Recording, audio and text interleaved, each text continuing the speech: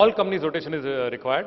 Then based on the institute representation, they agreed that private companies need not be rotated, but the way the rules have been evolved, we have kept on pushing, and now they say rotation is required for unlisted public companies having paid up capital of 10 crore. Listed companies all, unlisted companies with paid up share capital of 10 crore or more, private companies having paid up share capital of 20 crores or more, and all companies having paid up share capital of below the above threshold limits, but having borrowings from financial institutions, banks or public deposits of 50 crore or more. So in case your companies fall in this category, your private companies and unlisted public companies, only then rotation will be there. So kindly again examine.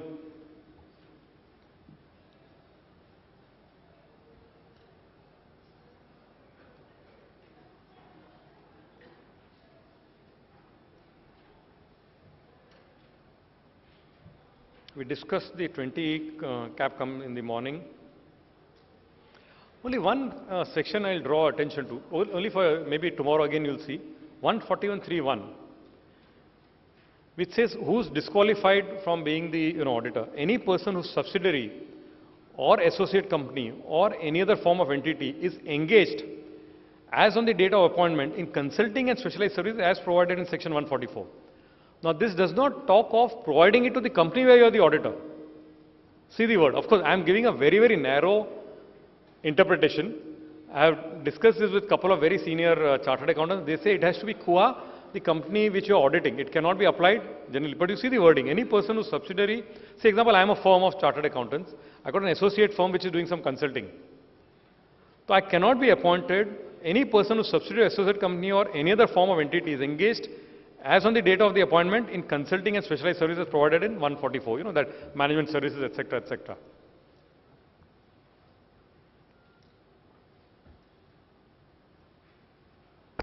I just want to deal, though Abhijit is going to talk tomorrow, I think some things, based on the importance I want to deal.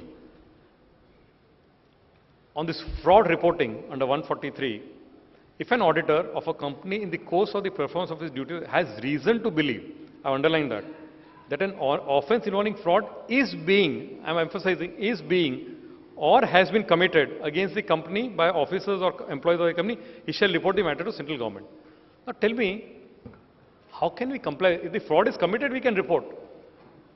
Number one, if I got a reason to believe a fraud is being committed, and I'll tell you the example which I narrated to the additional secretary when we met him with the representation. I told him, sir, this piece of paper is there. Say, I am the auditor of Tata Steel and I am the auditor of, also the auditor of Nilesh Vikamsi Private Limited.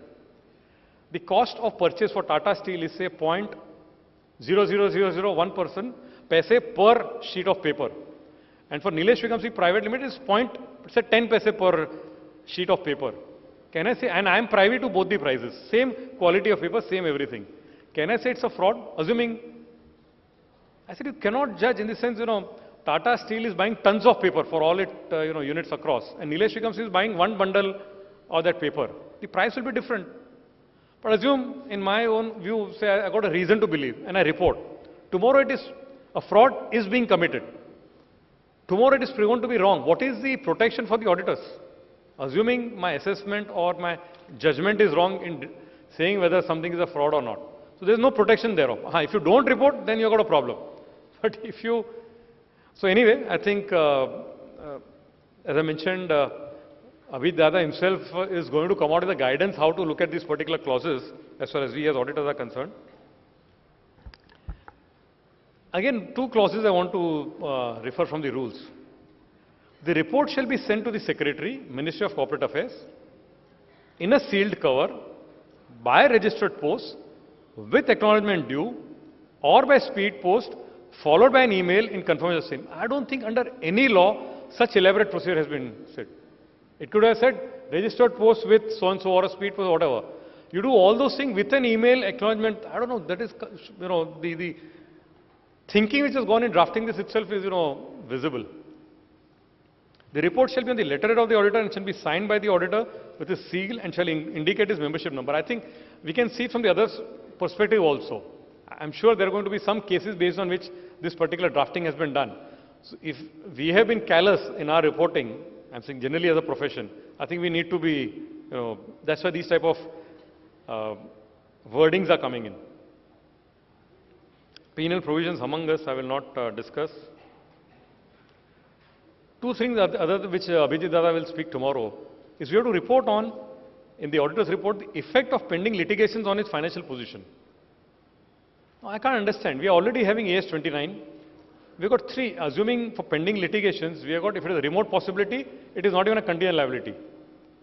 If it is probable, it could be contingent. If it is possible, it is an actual liability. There are three what we have been taught under AS 29. It's already there. Then why do you want again a specific report in the auditor's report? See the other clause. Provision for foreseeable losses on long-term contracts including derivative. Now, am I an astrologer that I can make a provision for, I can assess the derivatives or anything now, and if there is current losses, I can provide for it. How can I have foreseeable losses? Again, we'll need guidance how to deal with this. And one more clause I want to draw attention. How draconian the punishment provisions are, the penal provisions are. The tribunal, either suo motu or on application by central government, the section 140, or by any other, is satisfied that the auditor of a company has directly or indirectly acted in a fraudulent manner, or abetted or colluded in any fraud by or in relation to the company or its directors or officers. It may, by order, direct the company to change its auditor, which is fine, and this is important. The auditor shall not be eligible to be appointed as an auditor of any company. See the words, any company, for a period of 5 years from the date of passing the order. Now, I'll just take not an actual case. Let's look at Satyam. Assume that firm is very large. I don't know, we are not disrespecting any firm. One person does somewhere something wrong. Can the whole firm be said you cannot do any other audit? How do we build capacity? On one side, the ministry, last few years when I was in council, I kept on hearing the ministers and the secretary saying, the Indian firms also need to build capacity, etc., etc. How can you build capacity with a provision like this? If any one person, assuming, say today you choose your partners with due diligence is good, but can you guarantee tomorrow his mind may not change for some reason, some greed comes into his mind and he enters into a fraud with the client? He can be punished. Why the whole firm?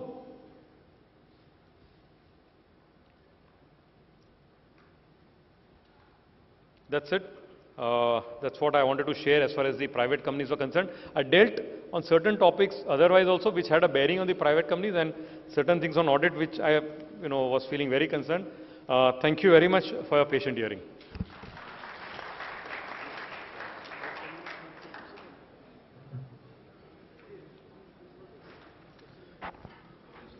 Friends, I think that flight time is very near. He has to leave to Delhi, and he has covered all the important aspects of this provisions of private limited company, comparatively aspect, board of study, KMP, related party. Mostly, it's a very difficult to go through entire act in 1.5 hours, but more or less he has done justice to the deliberation he has done. So please give him a big round of applause. And thank you very much, sir, for coming all along from Mumbai and going back to, and he's also a vice chairman of this concerned committee. So if some feedback will be there after the deliberation, we will mail to him so that proper due care can be taken in the presentation of the ministry. So thank you very much. And we once again thank you for coming to Calcutta and deliberating to the audience of Calcutta. Thank you very much. Thank you.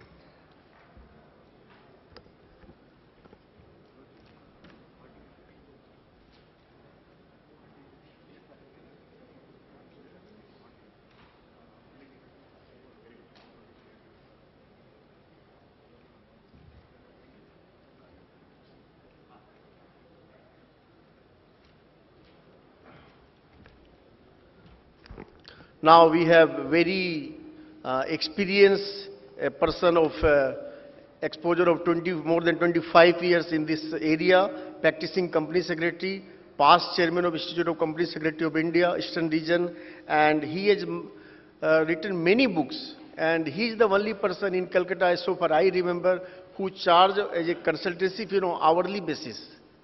No.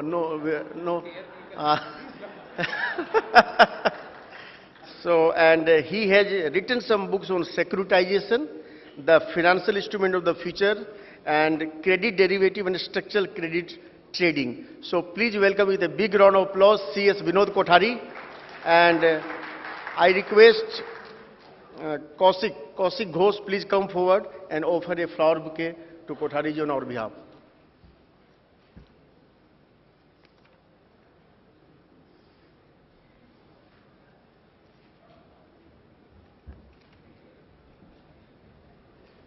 Thank you, Kaushik. And 185, 186, 188. 185, section 185, 186 and 188, mostly on, and after that we will take the question answers. Kothari ji. I must first thank Ranjit ji for not declaring my hourly fees. Thank you very much.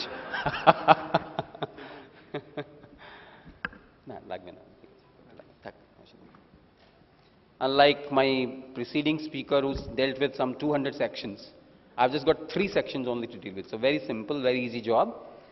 And I don't think I'll need the PPT here, so I'll talk about these sections at length.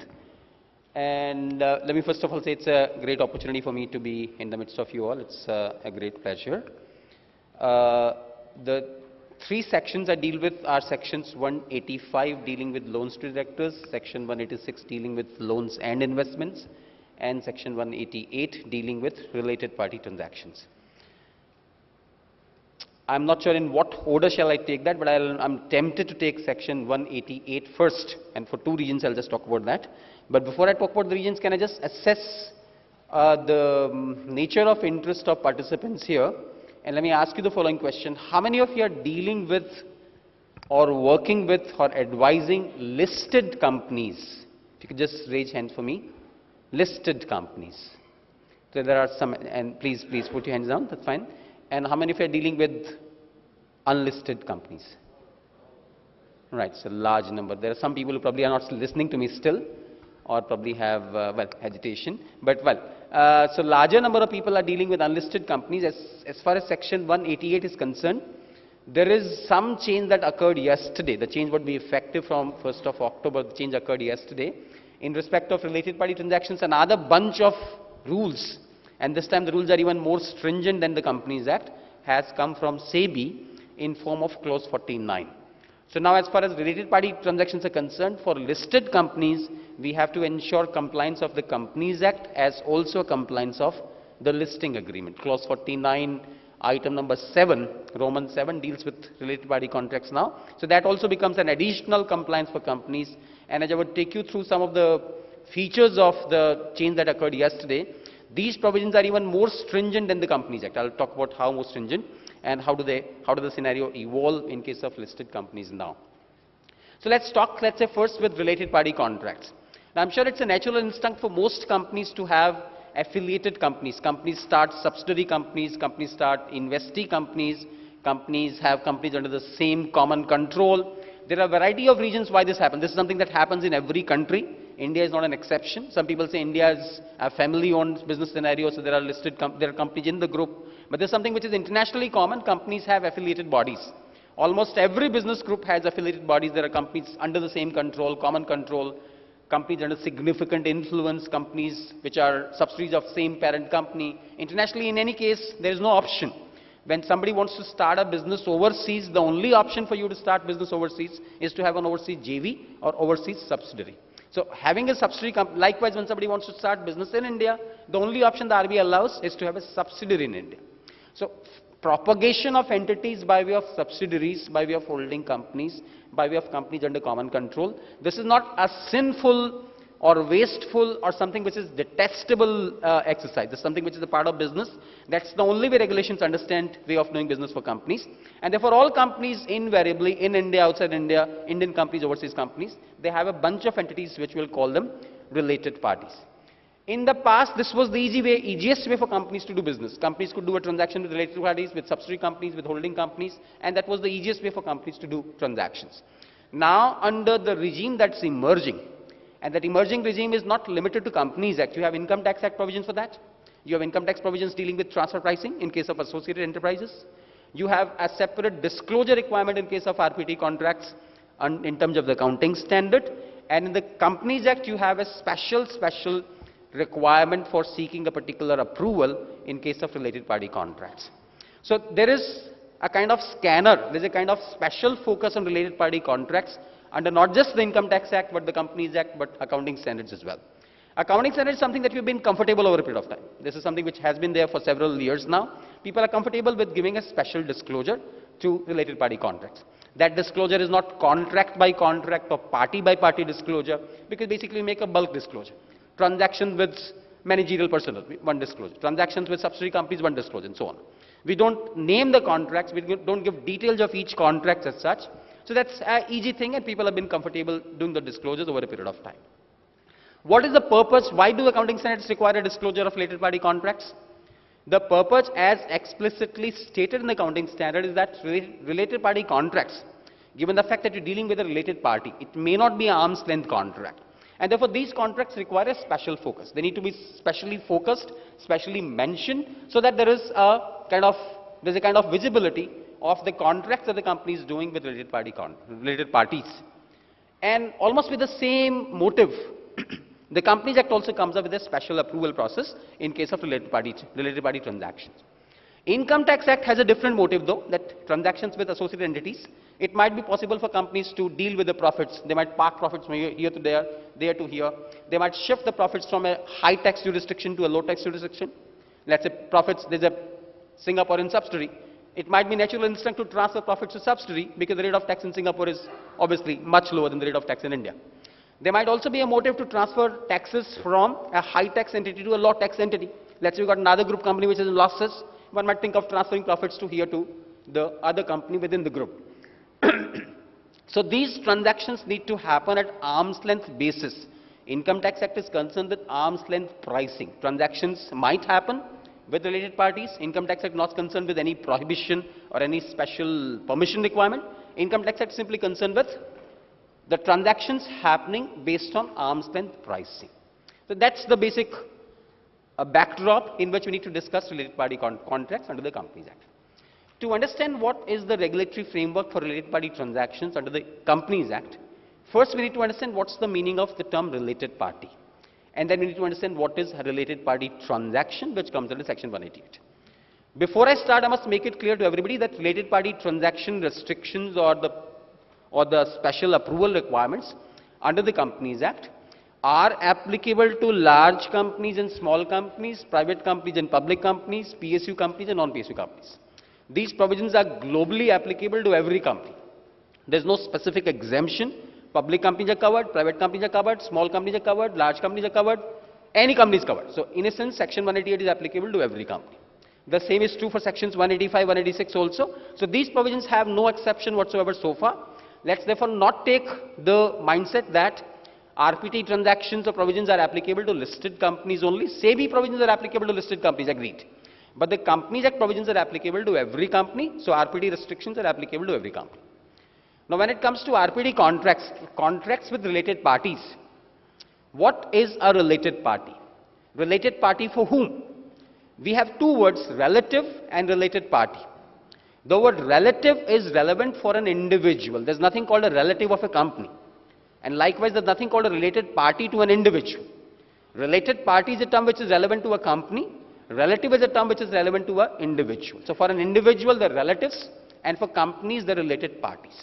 So who are related parties to a company? Primarily the related parties. Section 2/76 defines related parties. Primarily the entities are directors and the relatives.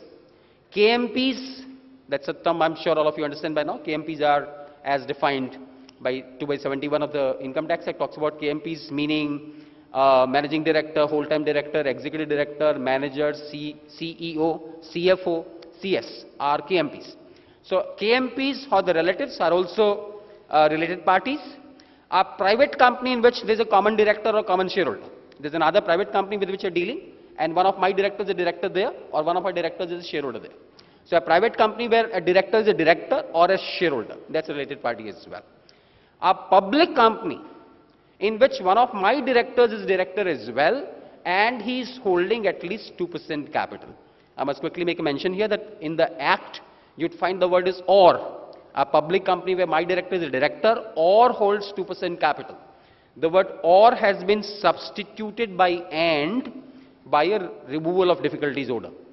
So now it's a public company where my director is the director and holds 2% capital. In other words, I've got a common director there, and the directors are together holding at least 2% capital in the other company. Subsidiary companies, all holding companies and all associate companies are also related parties. With reference to a company, the company is holding company, that's the parent company. Downstream company is a subsidiary company. And associates.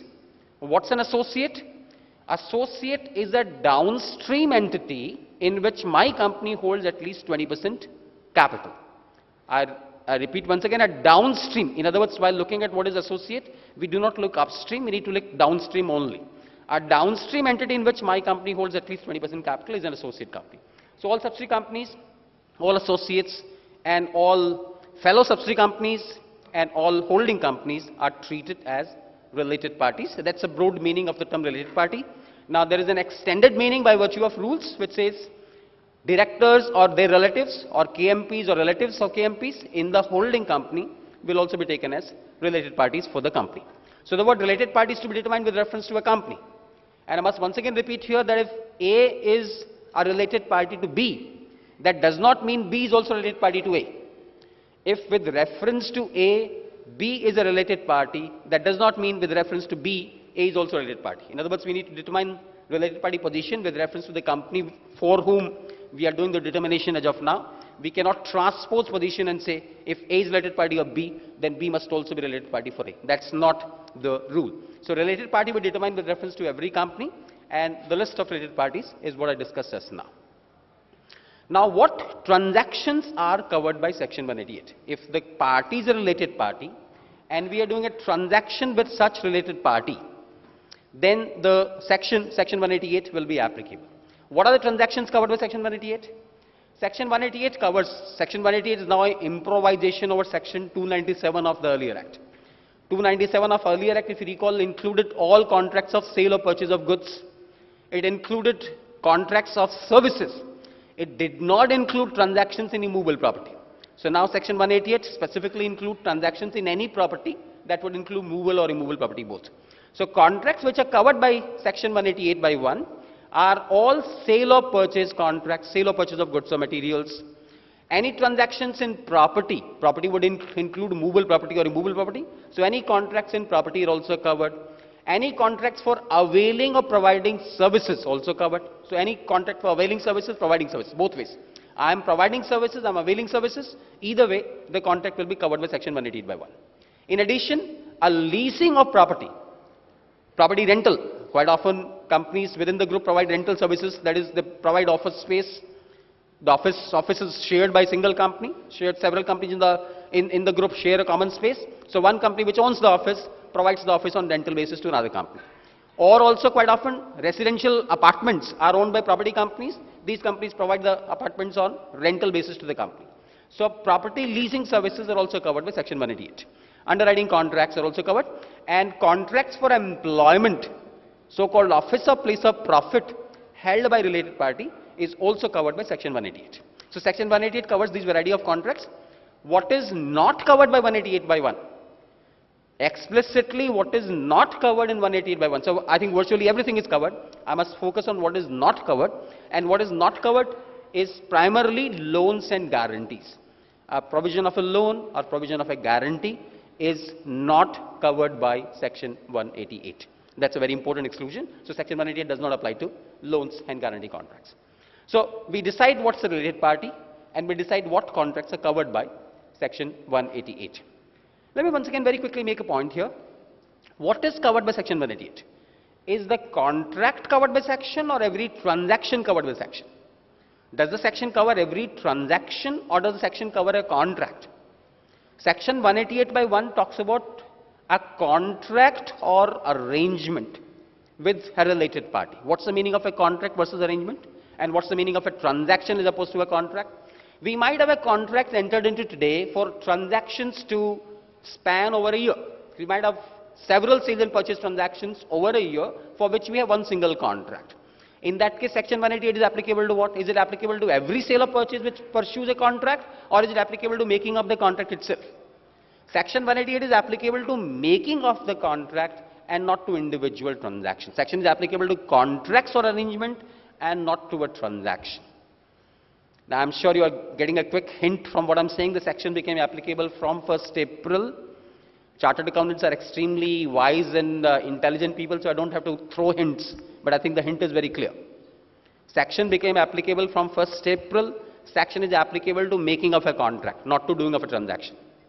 Do you want me to be more explicit, or is it fine? I think it's very fine. Right? Chartered accountants don't need a bigger hint than that. So 1st April is the date on which the contract on the section became applicable. Making of a contract or entering into an arrangement. In other words, transactions might happen even after the date. We are not entering into a contract. Contract was pre-entered, already was existing, subsisting contract. But transactions might happen under contract. Section is applicable to entering into a contract or making of an arrangement, not to transactions per se. That's the scope of section 188. Now, assuming section 188 becomes applicable, in that case, what is the kind of approval? What is the implication of section 188 being applicable? Section 188 being applicable requires primarily three things. And that's very important for all of you to understand very clearly. There are three steps of approvals required under section 188. If you read the section, you'll probably be able to see two approvals. I'm talking about three approvals.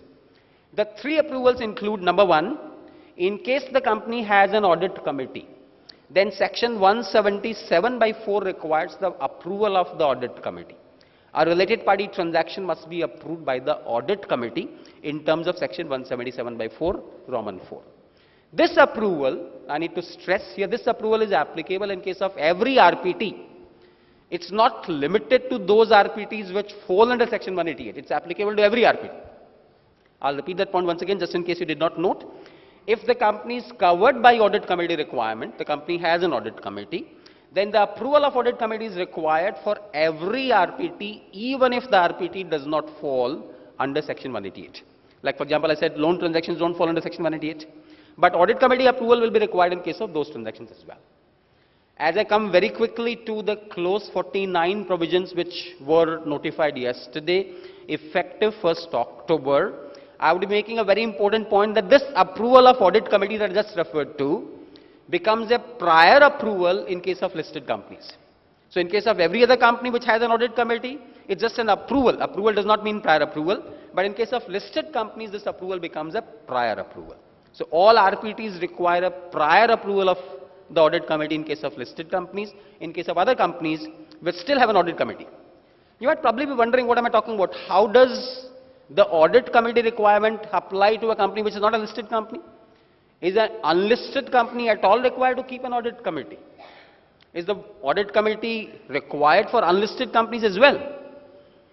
Under the Companies Act, I'm sure you would have noted that every listed company anyway needs an audit committee, but even unlisted companies, if it's a public company with a paid up capital of rupees 10 crores or turnover of rupees 100 crores or has borrowings of rupees 50 crores, it would still require an audit committee.